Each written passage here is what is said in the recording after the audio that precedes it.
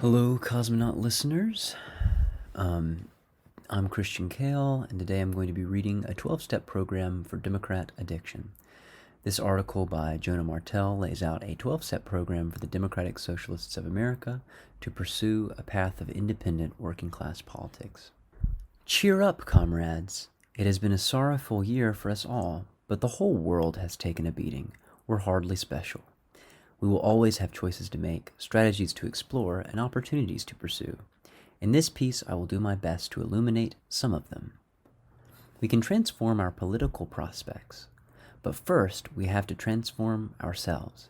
It is pointless to, quote, keep fighting the good fight, if that means pounding on the same brick wall forever. We must rethink old assumptions and learn some new tricks. If we retreat into isolated local projects or blindly, quote, follow the leader, we set the stage for another defeat. Remember the Sanders campaign? Those months seem like a distant memory now. Bernie Sanders played by the rules of the Democratic Party, and those rules squashed him. Yet we have the power to write our own rule book, not just by breaking with the Democrats, but by inventing a completely new way of doing politics. It is time to move past the obvious insights. Democrats suck. They are treating progressives unfairly. It is still a relief that Trump got fired. To do better next time, we must ask ourselves more difficult questions. The first one is very simple. Who is we? Who are you? Nearly every political argument invokes a we, a common group that should mobilize around something. Although this is useful for persuasive purposes, it can also muddy the waters. In the real world, there is never just one we that any of us belong to, no single collective agent. Readers of this article are presumably part of many we's. Several examples come to mind. There's the George Floyd protest movement. There is also Bernie World, the massive network of people who supported the Sanders campaign. And many of us feel a certain kinship with all left-leaning people in America, with our friends who want some kind of welfare state, even if they lack an explicit political ideology. Then there is a smaller we, the American socialist movement, people who own the word socialism and take it seriously, without needing a democratic disclaimer in front. Most of us are even fine with the C word. We clump around explicitly socialist organizations, most often the Democratic Socialists of America, and we use the dictionary definitions. We actually want common ownership of the means of production and a new political system to make it possible. Socialists are a small but growing minority of the U.S. population. How should socialists handle being in a minority? One option is to embrace it, to turn inward and form angry little echo chambers that achieve nothing.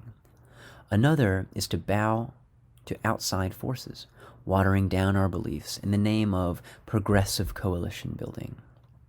Both of these solutions fall short.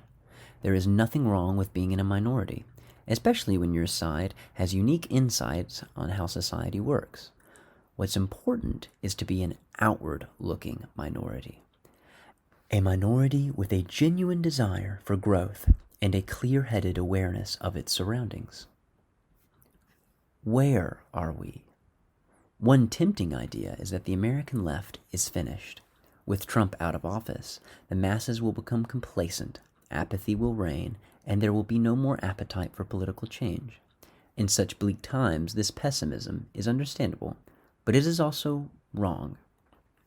Here there's an image of Joe Biden munching on his wife's finger, a picture that always makes me giggle, and under it is a quote from President Barack Obama. "Don't underestimate Joe's capacity to fuck things up." A very funny quote. Onward with the article. Total nihilism about our prospects puts far too much faith in Joe Biden and the Democratic Party. The crisis in this country runs deeper than Trump. It began before Trump and will continue long after him. The public may want to return to normalcy, But this is just a short-term impulse. Biden's party will be governing in the middle of a global pandemic and an economic recession. To govern alone, they will have to pull off an extraordinary political surgery, winning a Senate majority of one, voting unanimously to reform the filibuster, adding new states, and then packing the Supreme Court to keep their legislation viable. Judging by their track record, are the Democrats up to this task? Are they capable of such ruthless political discipline? And even if they do accomplish it, will their leadership be ready to push through major reforms to help America's struggling working class? Perhaps Obama could make a few phone calls and threaten a drone strike on Joe Manchin. Otherwise, they will be governing at the feet of Mitch McConnell. Remember him, the Kentucky boy who looks like a turtle? That's the man who will be holding Joe Biden accountable, not progressives. The GOP controls the Senate. It now controls the Supreme Court. It has ample weapons to impose a wingnut regime on America without Trump in office. Perhaps that is why they are refusing to wage an all-out war over Biden's victory. There will be no bipartisan healing, only stagnation and decay. When discontent resurfaces, multiple forces on the left, not to mention the right, will pounce to take advantage of it. One force to be reckoned with is Bernie Sanders, Alexandria Ocasio-Cortez, and the rest of the left-wing Democrats in Congress, because they will be locked out of Biden's administration. They have nowhere to go but the pulpit. Their party is already eager to marginalize them, and they know the score. The planet is burning. Millions of us have no health care in the middle of a pandemic. Roe v. Wade may well be overturned, making abortion illegal for millions overnight, and sparking massive upheaval. Every social gain in the past 50 years stands at the mercy of the Supreme Court. Left-wing Democrats will have to change their strategy. Will they do so effectively? No one knows, and ordinary rank-and-file socialists should not rely on it. They are embedded in a coalition that prevents them from building a viable constituency. Our responsibility is to develop a more independent approach to politics, with or without their help. To understand why, let us talk about red baiting. It worked this year, both on the left and the liberals, particularly in Miami. Socialism has a powerful appeal among downwardly mobile young people who escaped their elders' Cold War indoctrination. For a majority of Americans, however, it remains a dirty word. The Democrats stoked that base when they tarred Bernie for being a shill for Castro. Then Trump took up where they left off, tarring Biden as a shill for Bernie, AOC, and a communist plot to destroy America. He and his party made a bet that even the most ridiculous lies would send the right marching off to Valhalla. They bet right. Thanks in part to red baiting, not to mention race baiting, jingoism, coddling evangelicals, and actually running an energetic campaign, Trump's coalition turned out with millions more than they had in 2016. The Democrats lost seats in the House and didn't win the Senate. Now the neoliberals are furiously blaming the left. Representative Abigail Spanberger, a Democrat from Virginia, has been particularly frustrated with her neoliberal colleagues for not repressing us hard enough. In a conference call shortly after Election Day, the former CIA officer had this to say: "We have to commit to not saying the words defund the police ever again," she said. "We have to not use the words socialist or socialism ever again." She may well be right. Censoring those slogans would be a smart tactical move for her party, not ours. But the representative forgets three things. Socialists are here to stay and will not be shutting up. Left Democrats like Bernie worked tirelessly to turn out their constituencies for Biden. Despite the right's hatred for them, they play a crucial role in Biden's victory. Red baiting targeted the establishment's weaknesses, not just ours. That third point is counterintuitive, so it deserves some further context. Once again, the Democrats nominated an establishment candidate who set popular expectations as low as he possibly could. Why not fill the empty vessel? It made perfect sense for Trump and his allies to turn boring Joe Biden into a sinister communist puppet. The move served three basic purposes: stoke their right-wing base, pit the Democrats against their progressive wing, and avoid having to debate Biden directly because Donald Trump is an idiot. Debating boogeyman Bernie was easy enough. But had real Bernie been the nominee, the dynamic would have changed in some very interesting ways. Sanders excels at something that is invaluable for all political leaders: incisive messaging. Instead of promising nothing, he would have countered Trump's red baiting head on by aggressively selling his ideas. You're damn right I support Medicare for all, and let me tell you why. Whatever the results on Election Day, his base would have emerged with hardened convictions and itching for a fight. A moot point, of course, the Bernie constituency did not harden. Instead, it was defeated, co-opted, and now discarded, left to wallow in uncertainty about its future. Bernie lost because the establishment rigged the primary, not with mail-in ballots and computer hacks, but with fear.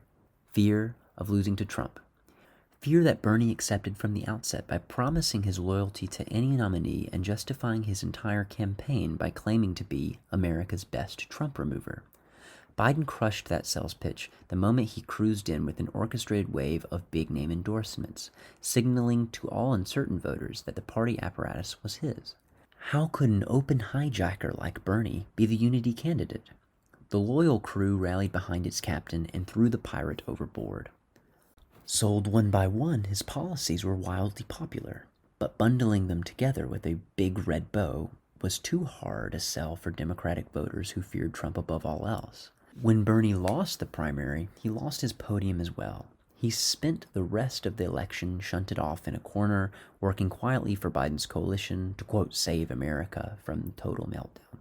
There was nowhere left to go on the path he had set for himself.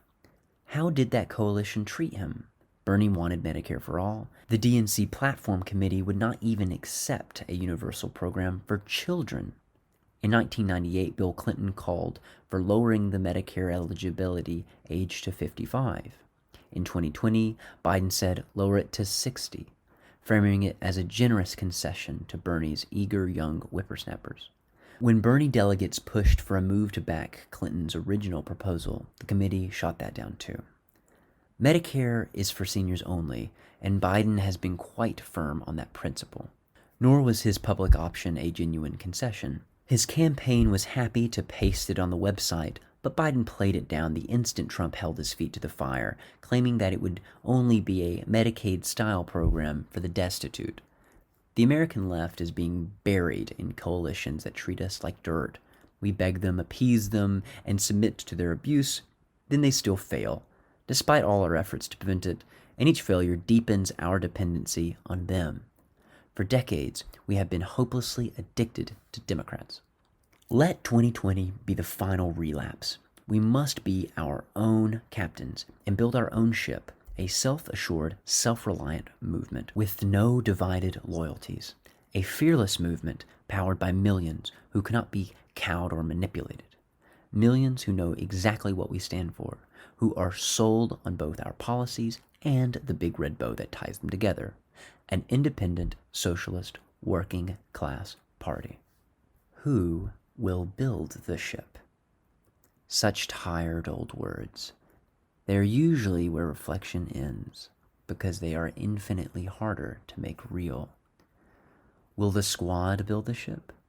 Will Omar, Tlaib, Presley, Ocasio-Cortez, and the rest who won their primaries this year form a Democratic Socialist Party? Before socialists rush to take orders from them, the squad's track record deserves a partial review. They have firmly backed Medicare for all of them, voted for a $2.7 trillion Pentagon budget, AOC, Tlaib, endorsed Bernie Sanders, AOC, Omar, Tlaib, endorsed Elizabeth Warren, Presley, held a sit-in at Nancy Pelosi's office, AOC, called Nancy Pelosi Mama Bear, AOC, called for defunding the police, AOC, held a photo op with the NYPD, AOC, fired her chief of staff for annoying Democrats, AOC, slammed the Democratic Party as incompetent, AOC. Suspend all moral judgments. Just ask from a distance. Are these the actions of a disciplined socialist movement with a clear political strategy, or are they actions of a loose, informal circle of left-wing Democrats? It is the latter, of course. Just like Bernie, members of the squad are grappling with divided loyalties, balancing their genuine desire for progress with their obligations to a party that wants none of it. There has been much talk in the DSA of a dirty break, having socialists run within Democratic primaries and one day splitting off to form a party of their own. but there is no evidence that anyone in the squad has ambitions to do this. Unlike Bernie, they have spent their entire political careers working within the Democratic Party.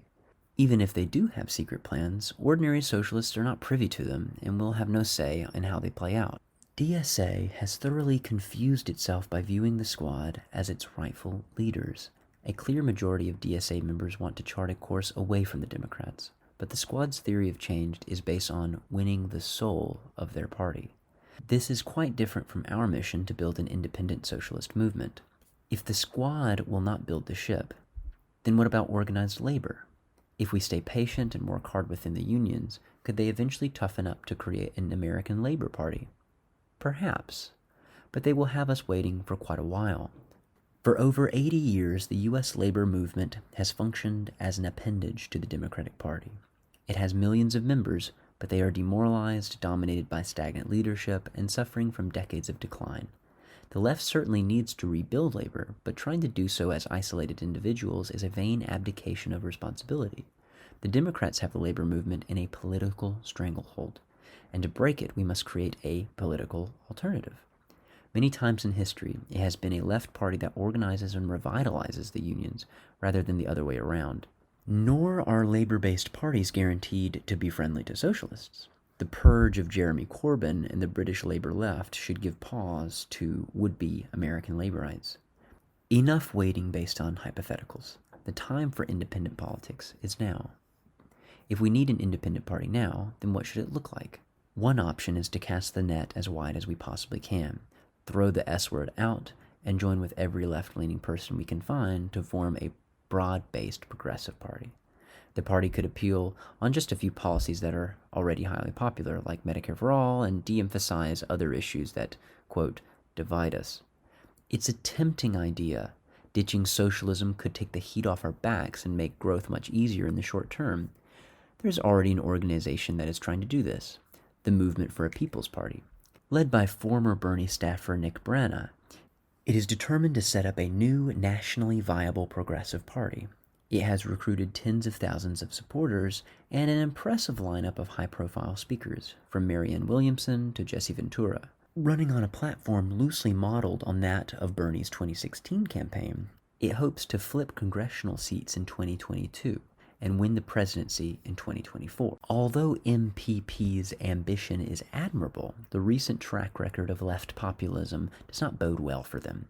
Populist coalitions boom and bust. They rise to power only to implement austerity. They speak in simplistic terms of the people and the elite that impede more sophisticated class-based analysis. Their frantic rush for the presidency is quite unwise, as is their desire to conjure up an instant majority. Socialists would do well to remember the fate of America's original populist party, co-optation in 1896 by a Democratic presidential candidate who adopted their demand for free coinage of silver. Marxist political strategist Mike McNair describes this impatient approach to politics as, quote, conning the working class into power. Karl Marx had similar warnings to his contemporaries in 1850. The faction opposing us regards not the real conditions, but a mere effort of will as the driving force of the revolution. Whereas we say to the workers, you will have to go through 15, 20, 50 years of civil wars and national struggles, not only to bring about a change in society, but also to change yourselves and to prepare yourselves for the exercise of political power. Socialists should be gearing up for this long-term political struggle. We see the obstacles in front of us in a way that catch-all progressives cannot. Progressives hold a powerless but accepted niche within the American political system. It is easy for them to cheerfully dream of taking back our democracy and advancing the American experiment. Socialists have much weaker roots. Constantly derided as un-American, they are driven to question the dominant culture and the entire political system. This political system is explicitly designed to restrain the democratic spirit. The president is not elected by popular vote.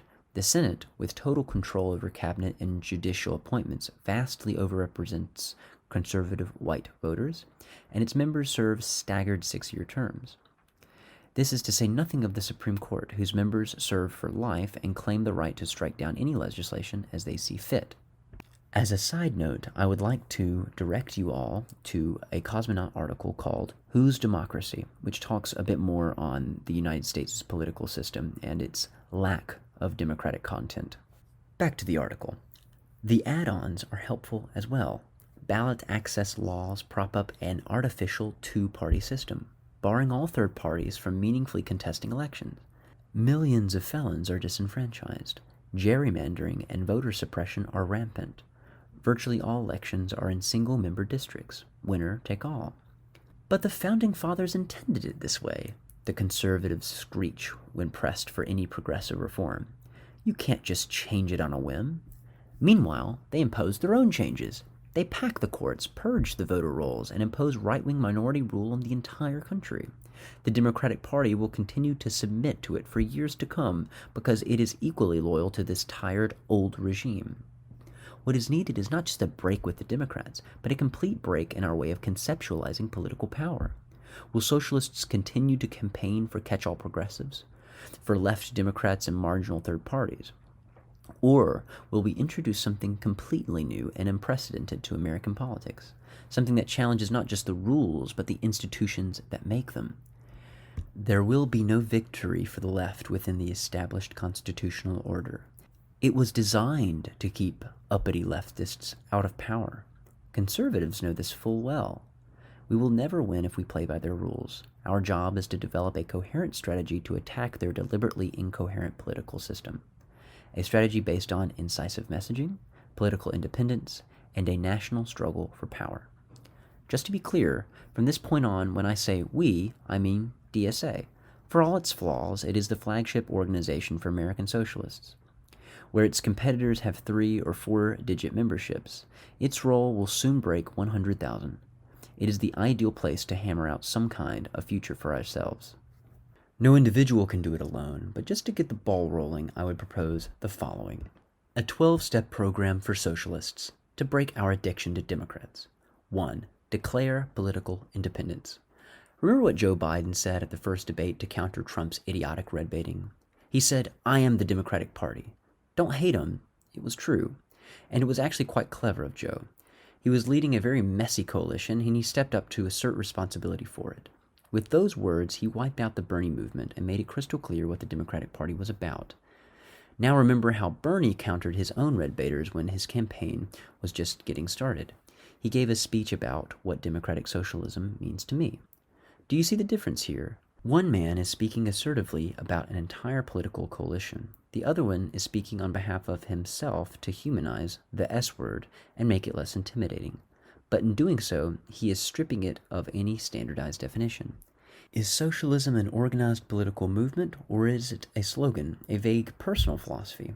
Right now, it is mostly the latter in the United States. Popular understandings of the term range from equality to government ownership to talking to people, being social, getting along with people. If socialism is no more than a slogan, perhaps we should simply abandon it. The entire point of sloganeering is to popularize unpopular ideas. When the slogan alienates people and has no substance, it is useless. It is not quite that simple, of course. As conservatives love to say, we can't erase our past, and picking a feel-good label for ourselves will not necessarily protect us. The right will always be pinning the red bow on anything left of Mussolini. Just ask Podemos and Joe Biden. Moreover, socialism is useful because it appeals to a critical target audience, young, downwardly mobile, working-class people who are already skeptical of American capitalism. Anyone can claim to be a progressive, from Maoists to Nancy Pelosi. Socialism is a knife that cuts us apart from the crowd. It has already captured the public's attention. We just need to make sure that we cut ourselves into an organized political constituency, not a rebellious fashion trend. DSA should act less like Bernie and more like Joe. It should step up and say, DSA is the socialist movement. When asked what socialism is, it should give a coherent definition. I will not presume to have a full answer here, but we should be clear that socialism is a mission of bringing freedom and democracy to the working class, and that mission will require regime change. Moreover, because most self-professed socialists in America are also communists, perhaps we should be more straightforward about that when asked. A classless, stateless, communist society is our end goal, give or take a few generations. That is how DSA should define itself publicly. It should also change the way it describes itself to members. It could put out a statement, even if it is completely internal, announcing that DSA considers itself an independent socialist party and expects members to conduct themselves accordingly. It will not have legal status as a party, but that doesn't matter. Many American socialists, from Seth Ackerman to Howie Hawkins, have acknowledged the need for flexibility on this question. Because state governments dictate the structure of legally recognized parties, we should simply reject their regulatory frameworks and define for ourselves what a party is. Given the public's understandable impulse to dismiss conventional third parties, we could continue to refer to ourselves officially as DSA, the Socialist Movement, or anything similar. Our actions will cement our political independence, not the formality of sticking the P word in our official title. There's nothing particularly misleading about this. If leaving out the P word is opportunistic, then so was Rosa Luxemburg's party. From a Marxist perspective, a communist party is a movement, a structured, organized, revolutionary political movement. Framing the party in these terms is therefore perfectly honest and acceptable. It would also subvert the shallow liberal conception of movements as flash mobs and Twitter hashtags. All these maneuvers may seem pretentious and overbearing, but they are necessary. The right and center have no qualms about defining socialism for the public. They define it as misery and destitution. Nor are left Democrats afraid to advance vague and meandering definitions that leave the right howling and the fence-sitters completely unconvinced. The momentum is with DSA. Even Trotskyist sects acknowledge this by routinely imploring DSA to form a new party that they can affiliate with. We have the power to step up and assert collective responsibility for the American socialist movement. It's us, the right, or the wavering politicians. Let there be no more talk about what democratic socialism means to me. From now on, the phrase should be what the socialist movement demands. 2. Hold annual conventions. This is a short point. For years, DSA has held conventions on a biannual basis. Today, that will not be enough. The United States has become rather unstable. Conditions can change in a heartbeat, and we will have to adapt to them quickly. To keep up with the pace of events, we should hold conventions every year, constantly reevaluating our platform and strategy. 3. Form statewide organizations. What is the morning cry of a defeated progressive? It's this: oh well, I'll just get involved in local politics. That's where the real change happens anyways. A noble thought. Every one of us has had it at some point. Unfortunately, it reflects an unconscious peasant mentality. Giving up on large-scale political change, the progressive returns to their village to do what they can. I would never challenge His Majesty the King. Better to cultivate my little garden. A garden is not an island. American cities have more autonomy than their counterparts in many other countries, but that is not saying much. State and federal policies shape every aspect of local government. They prohibit cities from requiring paid sick leave for workers. They require them to accept fracking within their boundaries. They force towns to base their speed limits on pre-existing traffic flows, ratcheting up car speeds and slaughtering pedestrians. When we confine ourselves to local politics, we become functionaries of the capitalist state. We also play into the reactionary old American idea that all problems are best solved locally, that large-scale social programs can never be trusted. We must build an opposition to the capitalist state at every level, and that means creating strong regional organizations. A DSA caucus called the Collective Power Network raised this point quite effectively in 2019. What they forgot to fully address is the appropriate scale for these regional entities, the state level. The Democrats and Republicans have their state parties, so should we. But that's modeling ourselves on the bourgeois state, cry the anarchists. No, it is laying siege to the state. Our state chapters will run on simple majoritarian lines. They will not have senates and Supreme Courts and governments with their veto power. What they will have is the capacity to run statewide campaigns and contest state policies that impact the lives of working people. They will also encourage local chapters to collaborate, improve outreach outside the big cities, and alleviate some of the burden on the national organization, which has been charged with the impossible task of managing 235 locals. Admittedly, there are some sparsely populated states with very few DSA chapters, and in these areas, statewide organization could be impractical, at least in the short term. A united Dakota, North and South, might make sense for DSA's purposes. Fusing states for tactical reasons is perfectly acceptable. The only inadvisable move would be creating regions that cut states into multiple pieces, preventing unified statewide campaigns. Although a national organizing drive would be invaluable, DSA's local groups can take the initiative right now. There's already an easy, underutilized process to integrate DSA chapters. According to DSA's constitution, just 2 or more locals may petition to form a statewide organization, pending approval by the National Political Committee and a majority of locals within the state. A similar process is available for locals seeking to form regional organizations. 4. Nurture a committed membership base. What does it mean to be a DSA member? One impulse is to make it an extremely demanding, prestigious title, the Navy SEALs of activism. In his classic text on Marxist strategy, What is to be Done, Vladimir Lenin called for a disciplined party of professional revolutionaries. Should American socialists aim for the same thing? No, because for Lenin, ruthless discipline was a necessary evil, not a virtue.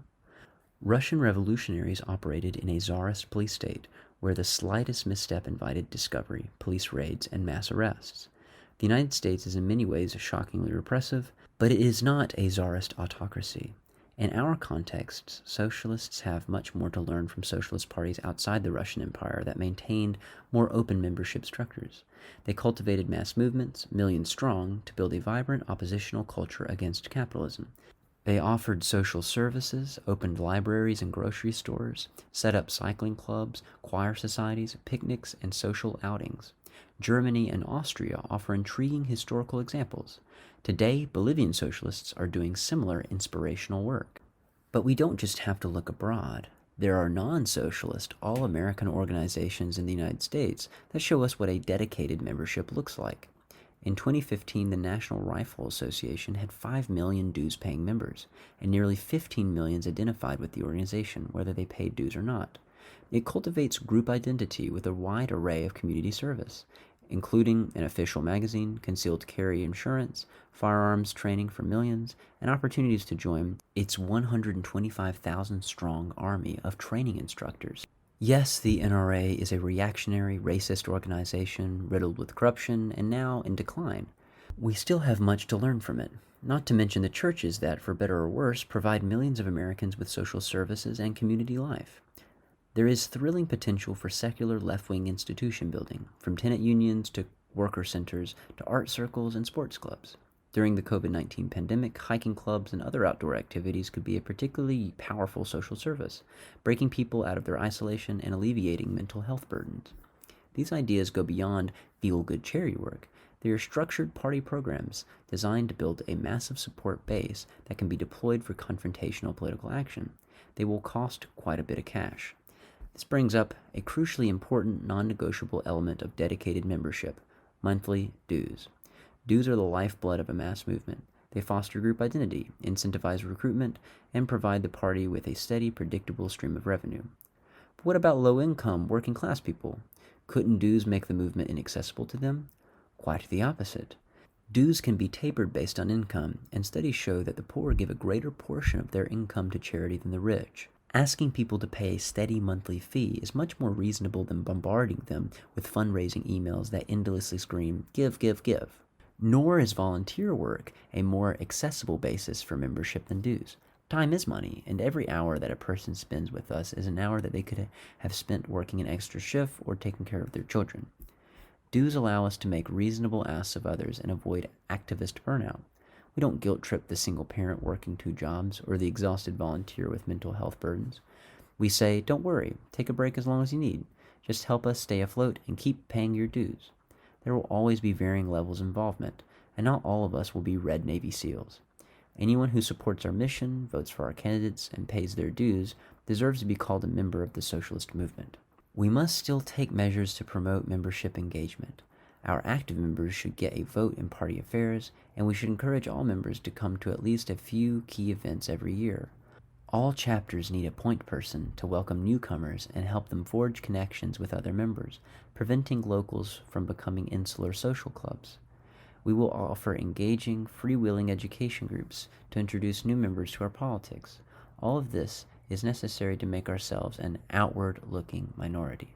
A key task for DSA will be to reevaluate and standardize its dues structure, and perhaps ask a little more money of its members. DSA membership is worth more than the current 67-cent monthly minimum.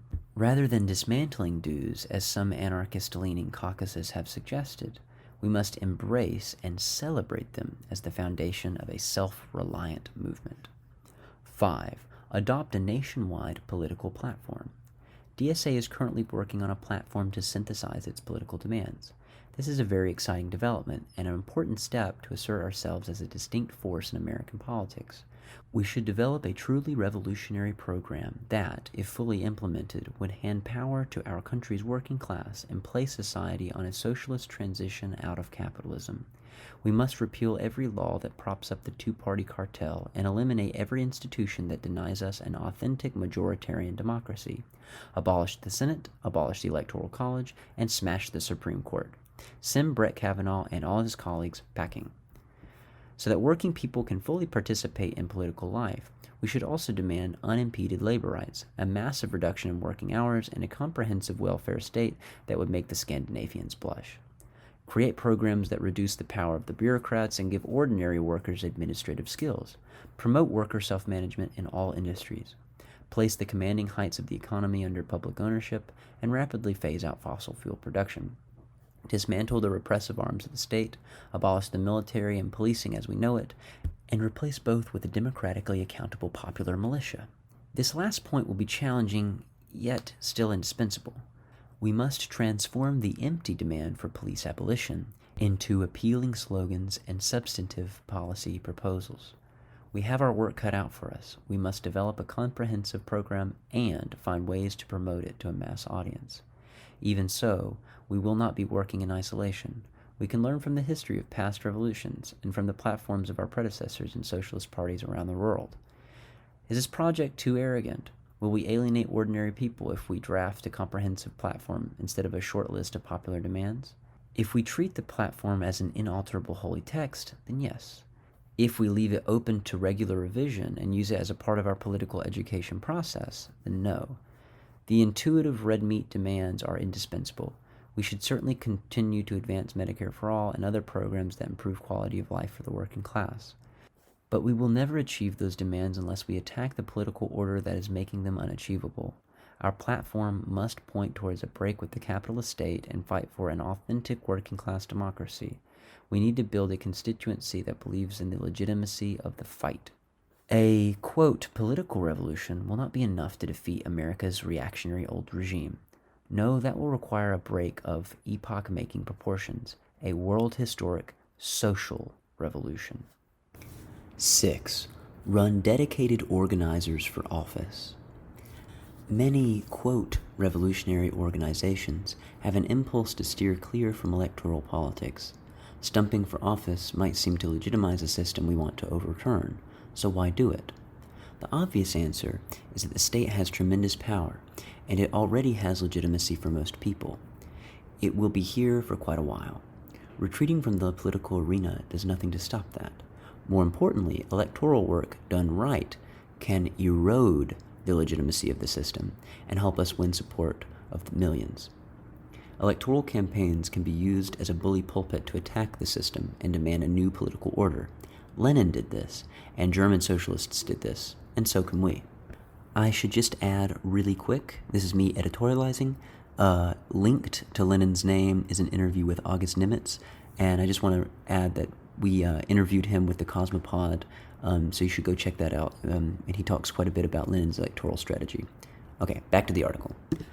Electoral politics can also embolden and merge the combative worker and tenant struggles that often capture leftists' attention.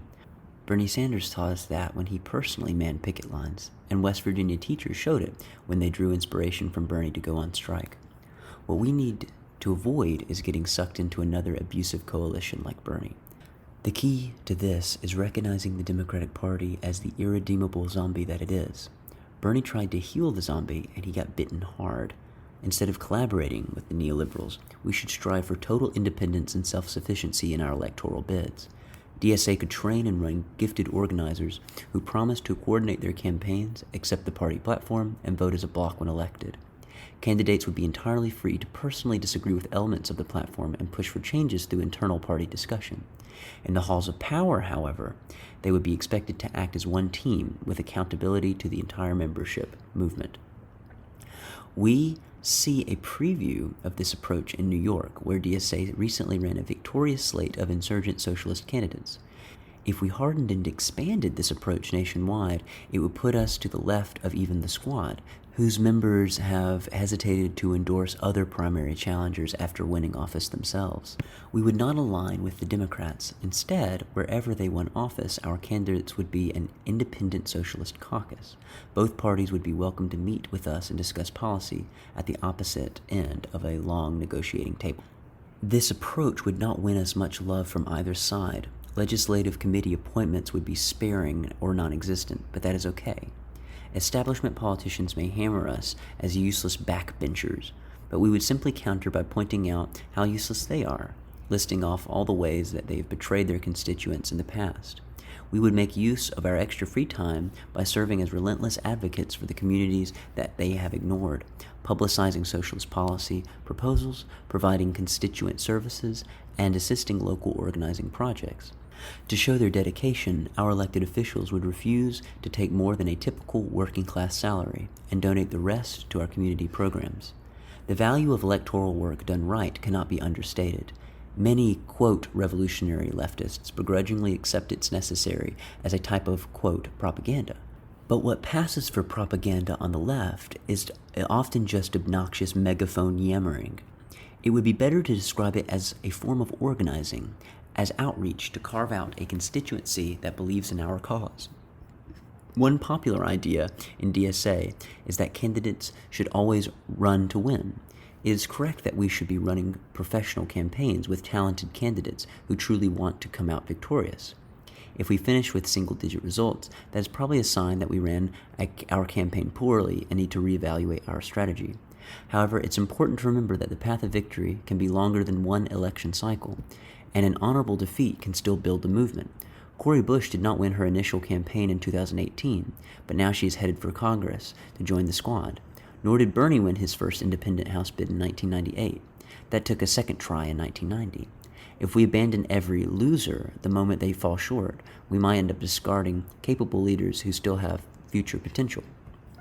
In the long run, our goal should be to run candidates for every possible office, even where we cannot win.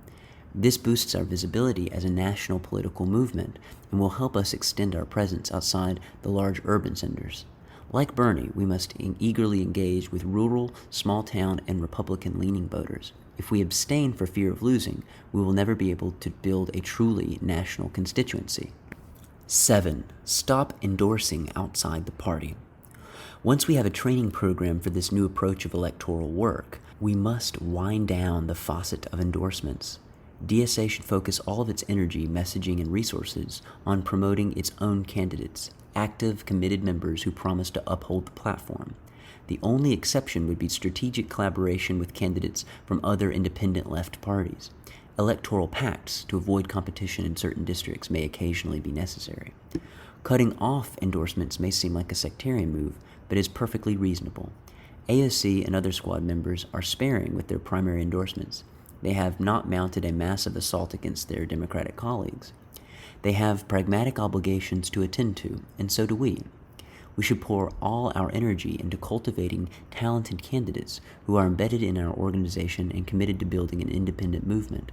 When we endorse candidates who are not directly accountable to our membership, we muddy the waters on what the DSA stands for. None of this means that we will run around viciously denouncing left Democrats and other progressive candidates. They are not responsible for this crisis.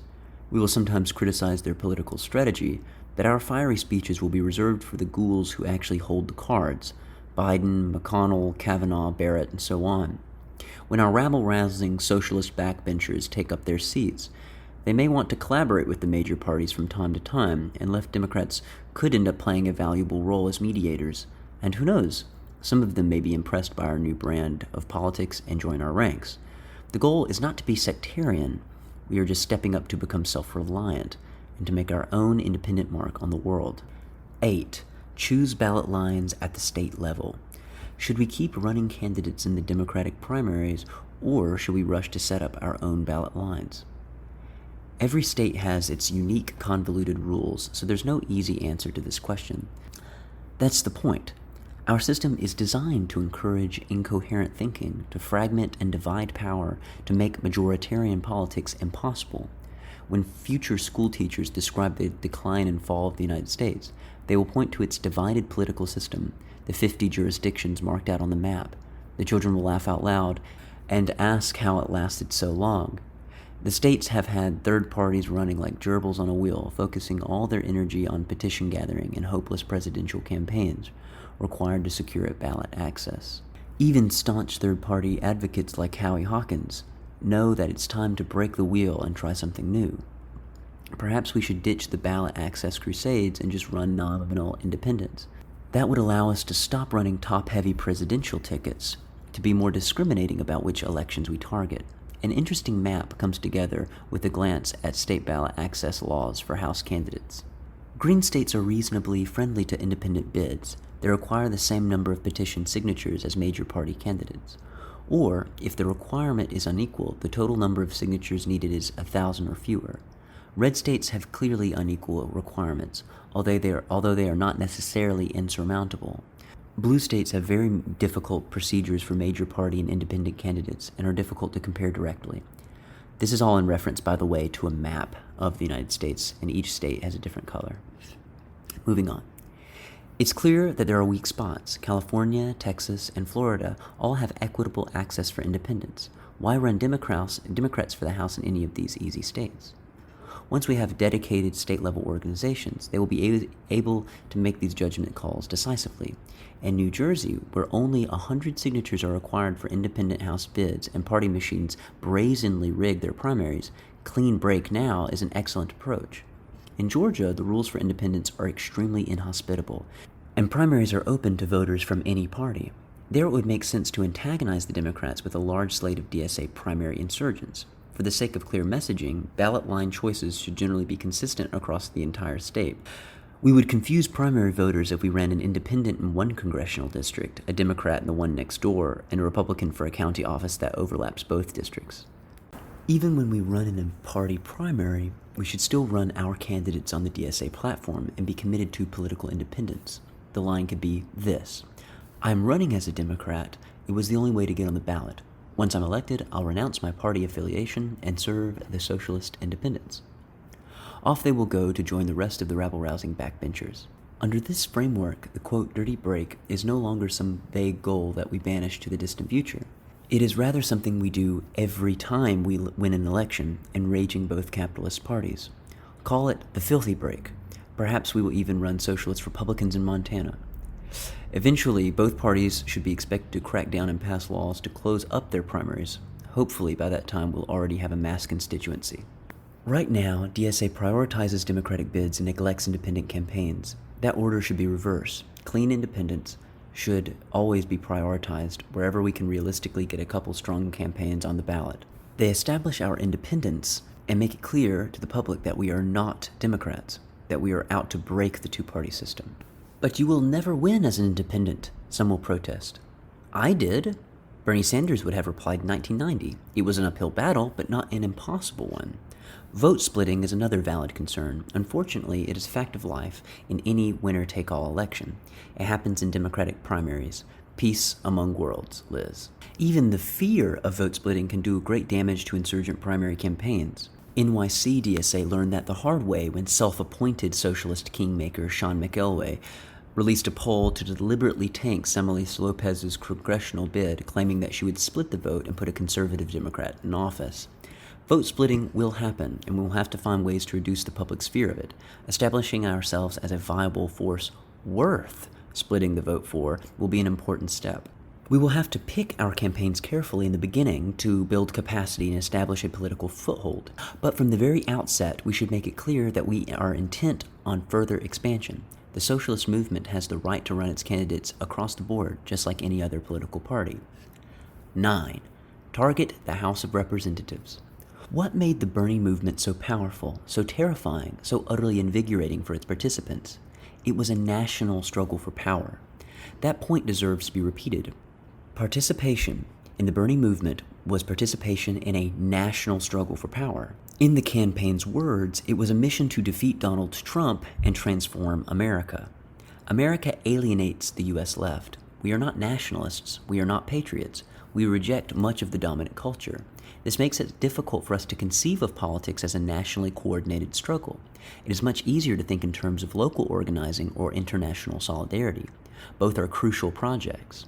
The working class has no country. The socialist movement must be international, and our work is hopeless without effective local organizers on the ground. But the best thing we can do for our local organizers is to integrate them into a coordinated movement for transformative change. The best thing that we can do to foster internationalism is build a real unified revolutionary organization in America, a powerful socialist movement that can give inspiration to others around the world. If we play our hand well, our next national struggle will be different from Bernie's in some important ways. We will have to be more ambitious, more independent, and less deferential to established institutions. Instead of trying to redeem the Democratic Party, we will oppose it head-on alongside the GOP. Instead of seeking a, quote, political revolution within the capitalist state, we will call for a world historic revolution and a new political order, an authentic working-class democracy. How can we integrate our union work, tenant struggles, and electoral campaigns to this grand vision? Do we run another presidential campaign? Not in 2024. Barring something completely unforeseen, we will not have the numbers, organization, and high-profile leaders necessary to mount an interesting presidential bid. We would waste precious volunteer hours collecting signatures and then come out with 1% of the vote. It would be hopping right back on the gerbil wheel. Once we have a larger base, we can contest the presidency on a platform of abolishing the presidency by revolution. But our main target should be the House of Representatives. It is a federal institution elected every 2 years in local districts that are small enough for us to realistically target. We can run on a national slate of candidates from Washington to Florida, from Michigan to Maine, and talk it up in our stump speeches. We can use the House as a national soapbox to publicize our demands. We will be speaking to America coast to coast, raising our public profile and giving a boost to all of our state and local elections. The House is the most important electoral institution for us to contest in the years to come. We can begin in the deep urban blue districts that Democrats have dominated, plus some red district bids to expand our repertoire. This will offer political choice to one-party districts that have had none for years, giving us a chance to establish viability. Then, as quickly as we can, we should strive to contest all 434 congressional seats, forcing a messy national referendum on our political demands every 2 years. The next 3 points could be among the most important demands. 10. Organize for electoral reform. We must demand an end to the two-party system. We should fight for easy ballot access for all political parties, ranked choice voting, and multi-member electoral districts, proportional representation in Congress, and anything else that gives working-class people more choice at the ballot box. In the wake of the 2020 census and the GOP's electoral fraud witch hunt, a new wave of gerrymandering and voter suppression will be arriving very soon. In this political climate, our campaigns for electoral reform should be connected to wider efforts to protect voting rights, such as citizen redistricting panels and automatic voter registration. We must integrate these political demands and advance them with incisive slogans playing on popular antipathy to entrenched politicians in the two-party system. Many states have ballot initiative processes that we could use to our advantage, mobilizing voters to pass electoral reforms at the ballot box. Such campaigns have already been mounted by nonpartisan groups, successfully in Michigan, Maine, Alaska, and unsuccessfully in Massachusetts. Although petition circulation requirements are often arduous, a volunteer-powered mass movement may well be able to blast through the obstacles. Electoral reform campaigns are one more way to establish our political independence. They will also help us establish that socialists are champions of richer democracy and that capitalist parties are not. 11. Shoot down war budgets. The U.S. spends more on its military than the next 10 countries combined. $1 trillion slush funds poured into grift, arm manufacturers, right-wing dictatorships, and bloody imperialistic ventures all over the world. That is no secret. It is common knowledge to tens of millions of Americans. We cut ourselves apart through total non-cooperation. We should refuse to vote on any spending bill that pours one more penny into the bloated military, police departments, or any repressive capitalist institution. If we do this, will we cause endless government shutdowns? Unlikely. The Republicans and Democrats will pass their bipartisan budgets right over our heads. Drop a heavy boulder into a creek, and the water finds its way around it. But it gives us something to stand on, to capture public attention, to erode the legitimacy of an institution that Americans are taught to view as sacrosanct. 12. Demand a new constitution. What is a demand that will truly set us apart? What would bring the right's worst nightmares to life? Demand a new union. A new constitution developed by mass popular participation, not an Article 5 convention, no state-by-state ratification. An accessible process that everyone within the borders of the United States can contribute to, combining grassroots direct democracy with a national constituent assembly. The final ratification would be a national referendum, a simple majority vote. In a free society, everyone gets a say in the social contract that they live under. That is not what happened when the current Constitution was written. Women had no say, black people had no say, working class people had no say. We demand that the living, breathing people of the United States be given the right to determine its future. We demand a constitution that guarantees real democracy, majority rule, housing, healthcare, economic rights. We will be clear about the additional reforms that we would advocate throughout the process. Abolish the Senate, abolish the presidency, abolish the Supreme Court. All powers to an expanded, improved, democratized House of Representatives. We demand that Congress initiate this process, but if it does not, the people have the right to do it themselves. There is a legitimate argument to be made that the Constitution can be legally amended by referendum. This deserves an article of its own, and we should certainly invoke constitutional law as needed. Of course, none of our opponents will take our arguments too seriously. Revolutions make their own laws, and what we demand is nothing less than a world historic revolution against the forces of old America. Let the Trumpers fume over the socialist plot to destroy the Constitution. Let the liberals lecture us about the dangers of norm erosion. Obama can start an NGO to educate young people about the beauty of our institutions and the far-sighted wisdom of the Founding Fathers. We alienate most people at first, but we strike a chord with the sizable majority, and every year we build it out, leaning into every crisis, growing until finally something snaps. That is the last point. To recap all 12, declare political independence, hold annual conventions, form statewide organizations, cultivate a committed membership base, adopt a nationwide political platform, run dedicated organizers for office, stop endorsing outside the party, choose ballot lines at the state level, target the House of Representatives, agitate for electoral reform, shoot down war budgets, demand a new constitution. Perhaps these suggestions are unrealistic. They may demand too much from a small organization like the DSA. They may overestimate the potential in the era we are living in. But even if we try them and fail, at least we will fail on our own terms, with a more instructive way than ever before. Progressive reform movements rise and fall, both inside and outside the Democratic Party. For decades, they have led us to defeat, co-optation, and humiliation.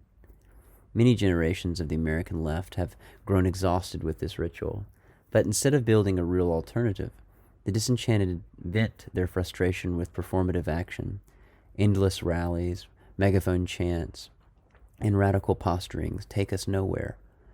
Localist organizing projects feel good, but they completely lose sight of the national struggle for power. What we need are performative restraint and political aggression. Independent politics is not a distant end goal. It is not something we earn after working hard enough for the Democratic coalition. It is the heart of the socialist project, the foundation of effective revolutionary struggle, and something that we ought to start doing right now. The time has come to forge a new strategy that draws on the best of the Bernie campaign and everything that came before it. A fearless strategy, hard-headed yet still principled, that never loses sight of the real end goal. A world-historic working-class revolution in the USA. And the goal of this piece is to contribute some starting points.